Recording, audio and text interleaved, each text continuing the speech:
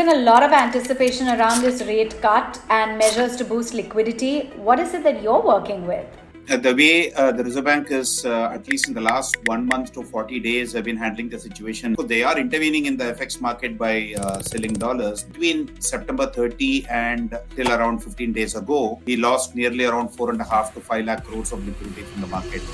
With this time around all eyes on the central bank, are they going to take steps to stimulate the sluggish economic growth in their policy review on Friday, the 7th of February? Given the fact that for the last 11 consecutive meetings, the rates have remained unchanged and we did see a rate cut in 2020, what is going to be the expectation? With new RBI governor at the helm, all eyes on whether or not we are actually going to see a policy rate cut this time around for the first time in almost 5 years. Prasanna, Group Head Global Markets, ICICI Bank, joined in to decode just that. And Prasanna, there's been a lot of anticipation around this rate cut and measures to boost liquidity. What is it that you're working with? So I think the way the Reserve Bank is, at least in the last 1 month to 40 days, have been handling the situation is to kind of course, they are intervening in the FX market by selling dollars, but they're not doing it as much as what they were doing a little earlier. They've let the rupee kind of depreciate. They have infused a lot of liquidity over the last 15-20 days and also infusing over the next 1 week or so. And I also expect them to, cut interest rates and give a softish kind of outlook as far as rate outlook is concerned in the ensuing policy. I think there's a departure from what they were doing a little earlier. But basically, when they were intervening on the forex market, I think they were, sucking out a lot of liquidity. And between September 30 and till around 15 days ago, we lost nearly around 4.5 to 5 lakh crores of liquidity from the market. So I think that is one of the reasons why they had to, come and intervene very aggressively through combination of instruments, using a combination of 56-day VRR, open market operation, purchases of bonds, and a CRR cut a little earlier. And they've also announced a buy-sell swap, which has happened last week. So all in all, liquidity infusion let the currency depreciate because it's a part of an international dollar strength phenomena that's moving the market, and maybe become a little bit more accommodative and cut interest rates in this policy. Right. And Prasanna, given the fact that we've seen decelerating inflation and the ongoing fiscal consolidation, how will the monetary policy likely look at a growth tone this time? So I think if you look at the overall macro, I would say India is not in a really poor state as far as the macro is concerned. The macro is still good. And the reason I'm saying that is you have current account deficit, which is less than 1% of GDP, and even in the next 12 months likely to be close to just 1.2%, which is not a worry at all. You have inflation, which is higher than the target within the tolerance range. But as we go forward, we expect inflation to come closer to 4%. So it's not as if inflation is expected to go up. And these are both due to international factors, like China, for example, as well as domestic factors where the veggie prices are also falling. And you have, growth, which is, while being good, still good at 6 to 6.5%, has slowed down substantially. So, and if you add the fact that the budget has been a very fiscally responsible budget, and the government is proving to be clearly a long-term fiscal hawk as far as fiscal deficit is concerned, I don't think the Reserve Bank has too many worries on the domestic side. And the only worry, if at all, people can argue is that the international dollar strength is actually weakening the Indian rupee, and would it be a prudent decision to cut rates at this point of time?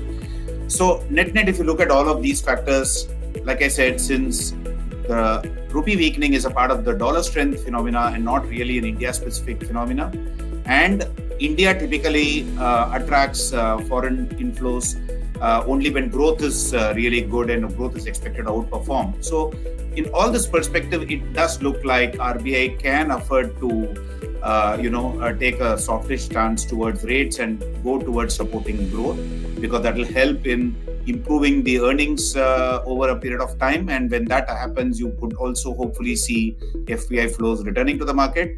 Of course, we need to see global factors also favorable, like we need to see the dollar peaking out, because so far what's happened is a one-way trade from October where it's all dollar, and the money flowing back into the US market. At some time this year, that will peak. So I think India does deserve a policy support both from the government as well as from the RBI. The government has played its bit by doing the consumption push, income tax reductions, and also at the same time being fiscally conservative so that the RBI can do its bit this week.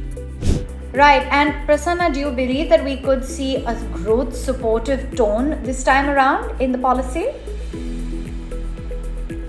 So when you're talking about the monetary policy language, there can be two ways they can, communicate a particular stance. One is the actual stance, which comes out in so many words in the policy, which they shifted from withdrawal of accommodation stance to a neutral stance in December. So if they have to change that stance to an accommodative stance in that so many words, that is the first level by which the Reserve Bank can give a softish outlook in the policy. Frankly, that part I'm not sure whether they will be ready to do it, especially because there is so much of uncertainty in the global markets, and hence they will probably leave that bullet for a later time. But what they can otherwise do is there are enough opportunities for the governor to talk during his presser, during his policy statement, as well as during the post-policy media conference and interviews. And I think a very comforting language that they are turning towards a growth supportive kind of a stance will do wonders in terms of signaling to the market. So I think they would do the latter. They will not probably officially change the stance to accommodative stance, which they can possibly do it in April once they see the kind of policies that the US has implemented. Prasanna, do you believe that as the budget has done their bit to spur growth, going down the line, you still have the problem when it comes to the currency issue? What is it that you're penciling in for the rupee? Yeah. So, like I said in the interview earlier on, that I think the currency, the INR weakness is a part of a dollar strength story globally. And when you look at the INR depreciation or the INR movement over the last 3 months and last 2 years, I would say that in the last 3 months, the INR depreciation has kind of caught up with the kind of depreciation that you have seen in other emerging market Asian currencies like the yuan, the rial, the Indonesian rupiah, and so on and so forth.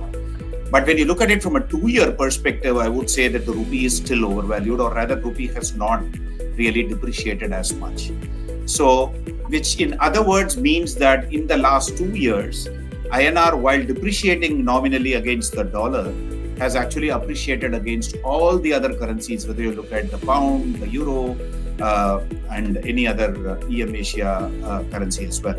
So the thing that INR has depreciated a lot is not really holding water when you look at it from an index of all the trade-weighted currencies with which India does business. So I think what this RBI under the current governor has done is definitely to recognize that this rupee weakness, if at all, is a part of a global phenomena, so we should not stand against it. I think they still try to reduce the volatility in the INR, but I don't think they prevent it completely, because I think INR was kept at a very strong level. RER, which is a very good indication of the effective valuation of the currency, actually had shot up to even above 108 at one point of time, whereas normally it is overvalued only to the extent of 5 to 6%. So the 8% overvaluation was a little bit too much, and that also led to a lot of depreciating pressure. So I think this RBI is kind of letting the currency find its bearing, while it does intervene and try to smoothen out volatility. It's not that they have not intervened at all, but they have, even while intervening, they have also ensured that the INR depreciates. So I think that's a good signal from the Reserve Bank that they are okay with a weakening currency. And I think India does need a weakening currency at this point of time, because you don't want the foreigners to think that there is an overvalued currency, and hence the assets are overvalued, and then they'll go and sell the assets and take money out. And the weakening currency also makes it good for a impending flow into the country, because a weaker currency makes it easier for them to convert dollars and take money in. And Prasanna, majority believe that there will be no additional liquidity measures. We've already seen them. There will be clarifications to those that have been introduced. What are you working with down the line from the Reserve Bank? So I think the tone of the Reserve Bank for the rest of the fiscal year will surely be one of accommodating liquidity. And the fact that they have done a lot already does not merely mean that they will now stop at it, because our estimates of liquidity show that even if FIIs were to stop selling, we would still see around 1 lakh crores of liquidity getting drained, currency leakage, which typically happens in the last quarter of every financial year. So I think there is more to be done on the liquidity front.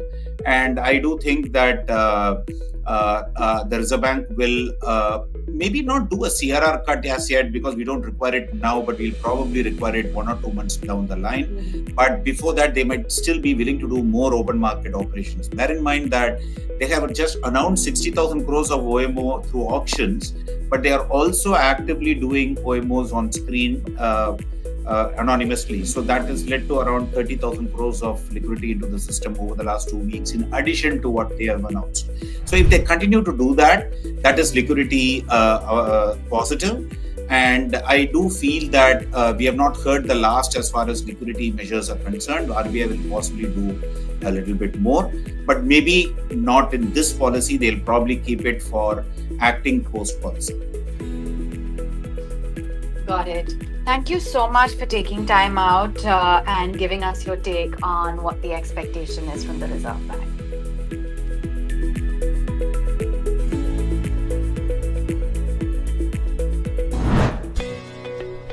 Subscribe to our YouTube channel and click on the bell icon to never miss an update from Nirmal Bang.